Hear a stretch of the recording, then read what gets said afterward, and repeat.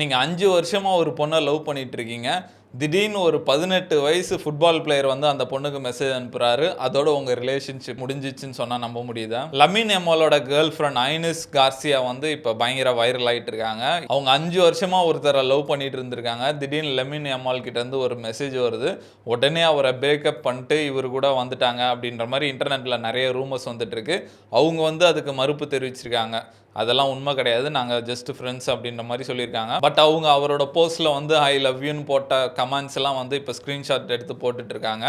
இது உண்மையா இல்லையான்னு தெரியல. இப்ப கேள்வியே என்னன்னா, இந்த மாடர்ன் டேல ஒரு ஆர்டினரியான மென்னுக்கு டேட்டிங் அன்ஃபேரா இருக்கான்னு தான் நடக்கிற விஷயம்லாம் பார்க்கும்போது அன்ஃபேரா இருக்கு அப்படின்னு தான் சொல்லணும். இப்போ மாடர்ன் டே டேட்டிங்கை பொறுத்த வரைக்கும் ஃபேமு, சக்ஸஸ், ஸ்டேட்டஸு இதெல்லாம் ரொம்பவே இம்பார்ட்டண்ட்டாக இருக்கு. இப்போ நிறைய பேர் வந்து லாயல்ட்டியோட ஸ்டேட்டஸ் ரொம்ப முக்கியமாக இருக்கு அப்படின்ற மாதிரி இன்டர்நெட்டில் டிபேட் பண்ணிட்டு இருக்காங்க. டேட்டிங் இந்த அளவுக்கு அன்ஃபேர் ஆனதுக்கு முக்கியமான காரணம் இந்த சோஷியல் மீடியா தான். இப்போ பெண்களை பொறுத்த வரைக்கும் அழகுன்றது முக்கியமான விஷயம். அவங்க அழகா இருந்தால் அவங்களுக்கு பிடிச்ச மென்னை வந்து அவங்கள பிடிக்க வைக்க முடியும். பெண்களை பொறுத்த வரைக்கும் அழகுன்றது நேச்சுரலாக வரக்கூடிய விஷயம். பட் ஆண்களுக்கு அப்படி கிடையாது. ஸ்டேட்டஸ், ஃபேம், சக்சஸ், மணி இந்த மாதிரி நிறைய விஷயம் இன்வால்வ் ஆயிருக்கு. இதனால என்ன ஆகுதுன்னா, எல்லா பெண்களும் வந்து அந்த சக்சஸ்ஃபுல்லா இருக்க 10% மென்னை தான் எதிர்பார்க்கறாங்க. ஸோ மீதி 90% ஆண்களுக்கு வந்து பெண்களே இல்லாம இருக்காங்க. இந்த லமின் யமாலோட இஷ்யூவை பொறுத்த வரைக்கும் எல்லாரும் இதை எடுத்து இன்னைக்கு இன்டர்நெட்ல டிபேட் பண்ணிட்டு இருக்காங்க.